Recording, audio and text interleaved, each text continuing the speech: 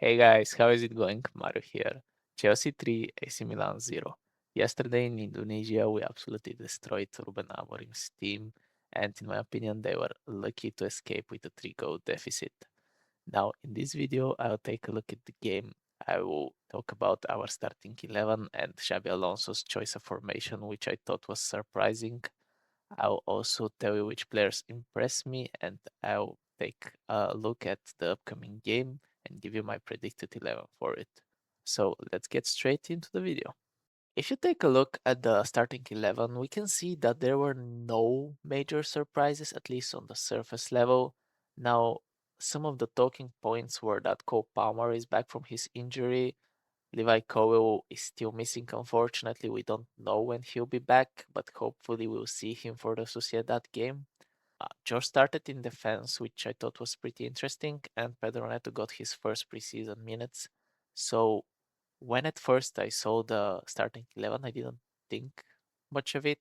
I thought Josh is coming in for Tosin, and we would see Palestra, Josh, Fofana, and Hato as the defense, Caicedo and Lavia in front of them, and then up front I wasn't really sure how we are gonna line up, but I was curious to see what Alonso is planning.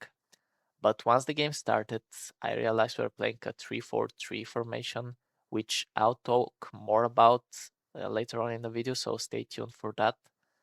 Now, the game started in a so-called preseason tempo. Both teams were just feeling out the pitch. Players were trying to get some match rhythm into their legs. I can say Chelsea were maybe controlling the game a little bit more, but there were no notable chances for both sides.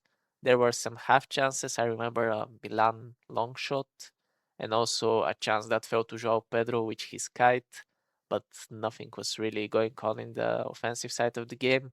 Josh was defending really well against Rafael Leo, and we also saw Moises Caicedo take some corners, which I don't believe we've seen him do for Chelsea at least. I know he takes some for Ecuador, but I don't think this will continue if Enzo decides to stay. We know he takes some of them. And also, once Reece James is back, we know he loves his set pieces.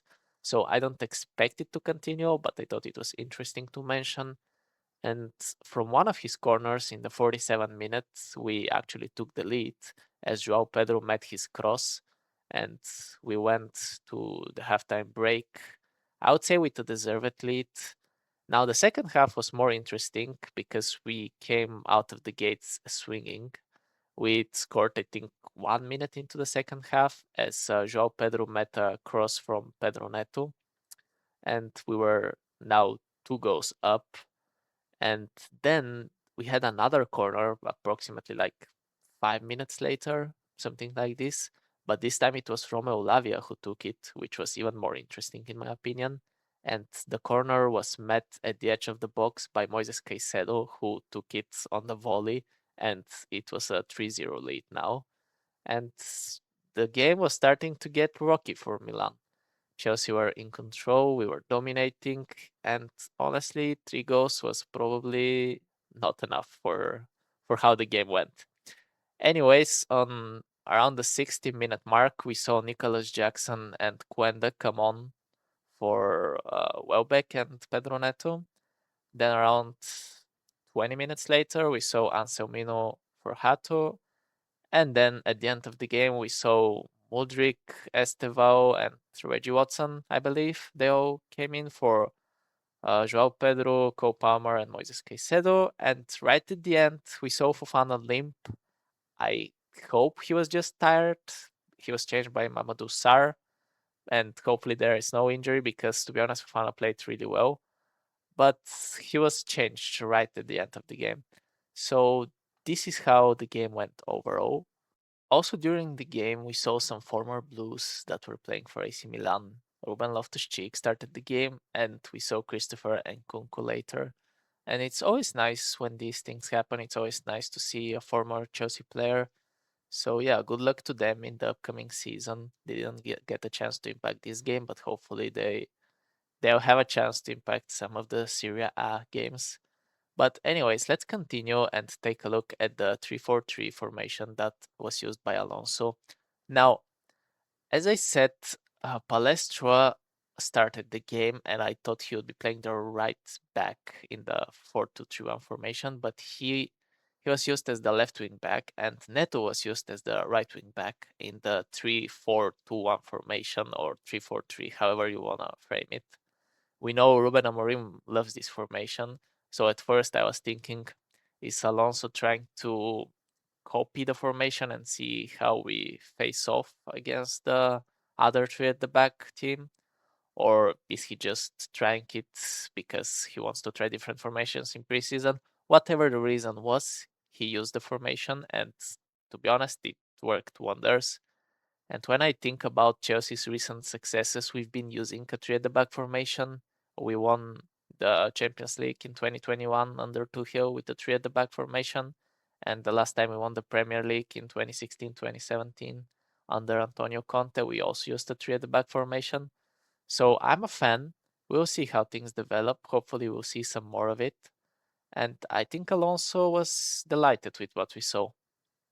Now, we saw Pedro and Palmer as the double tens behind Welbeck. Of course, we cannot see Joao Pedro and Palmer behind Joao Pedro, but yeah, we saw Joao Pedro and Palmer behind Welbeck. I expect when Rogers comes back, we are gonna be seeing him and Palmer as the double tens behind Joao Pedro himself. But for now, that's what Alonso used, so it will be interesting to see how those things develop. Set pieces, yeah. As I mentioned, we scored two goals from corners, and Austin McPhee has been in a job for what now? 2 weeks, 3 weeks, a month, and we're already seeing some improvements in the attacking phase. Now, last season we weren't bad at attacking set pieces; we were bad at defending them. But it's a nice sign to see two set pieces go in this preseason game. And Cowell. Cowell with a question mark. I have this here because I'm just worried about Levi. He missed almost the whole of last season with a back injury, and he's a really good player. I think he would be an important part of the Alonso project.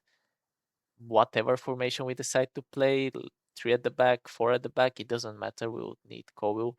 So I really hope he's back and available.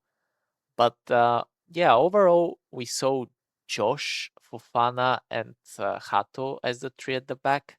Now, once Cowell comes back from an injury, fingers crossed, and Lacroix joins up with the rest of the team, it would be interesting to see which players miss out. Because I thought Josh did a very nice job at the right side and center back, and of course, Reece James. Once Reece James comes, where is he gonna play? Right wing back, right center back, in midfield? We don't know yet. And also the left back that we're being linked with. He when once he joins, he'll need to play somewhere as well. So it would be interesting to see.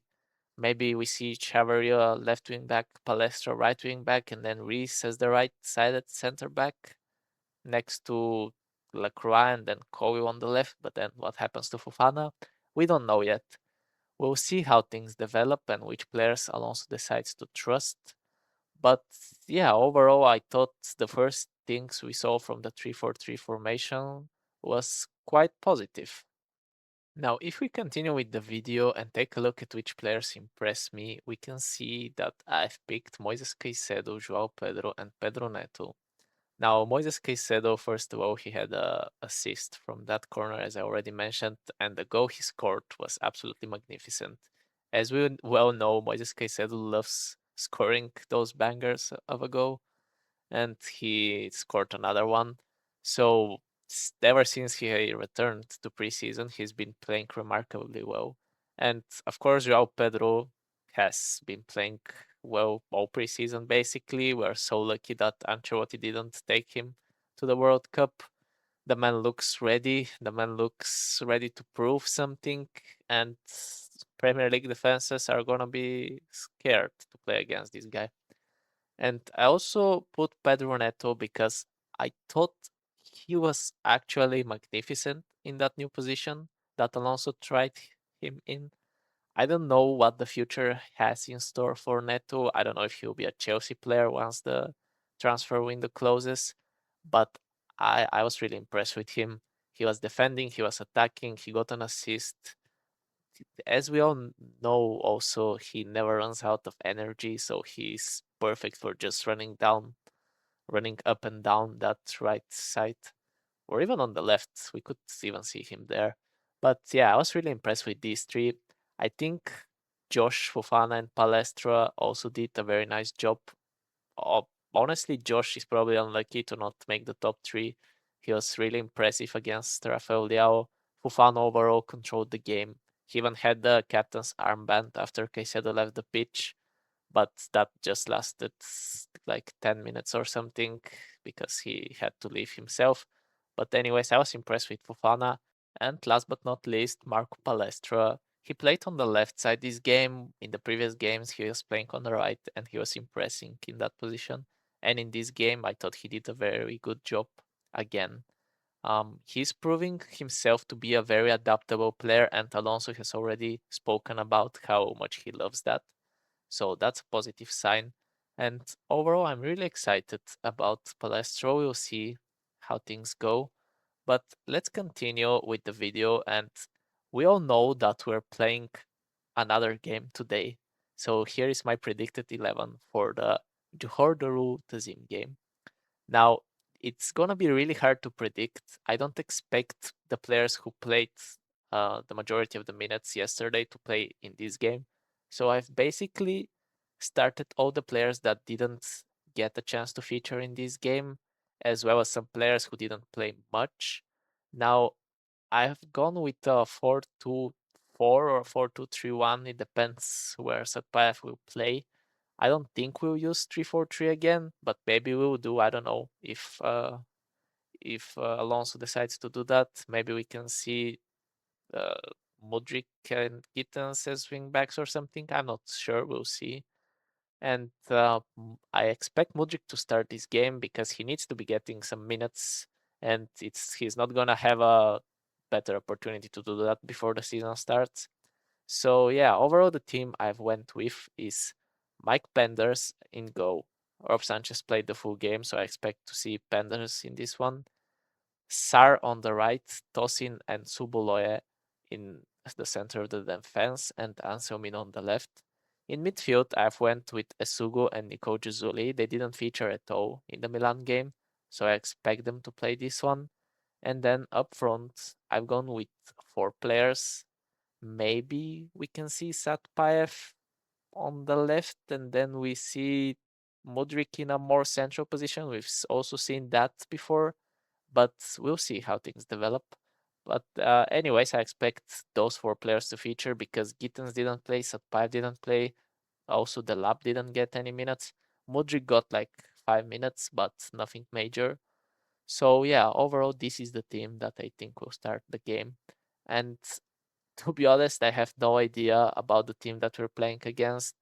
So for score prediction, I'll just go with a 1-0 win. I predicted that for Milan and we won 3-0, so fingers crossed it happens again. And yeah, guys, thank you so much for watching. If you managed to get this far, please leave it a like, subscribe if you're new around here. Comment what you think our starting 11 will be for the game and what did you think about the Milan game, because I'm properly buzzing with the result. I know it's preseason and I've been saying that we shouldn't overreact to the losses, so maybe we shouldn't overreact to the wins, but it's always a nice feeling when Chelsea wins, so I'll overreact just a little bit. But yeah, let me know what you think, and I'll be making a video, I'll be making a review for this game, so stay tuned for that. And remember to keep the blue flag flying high. Thank you, guys.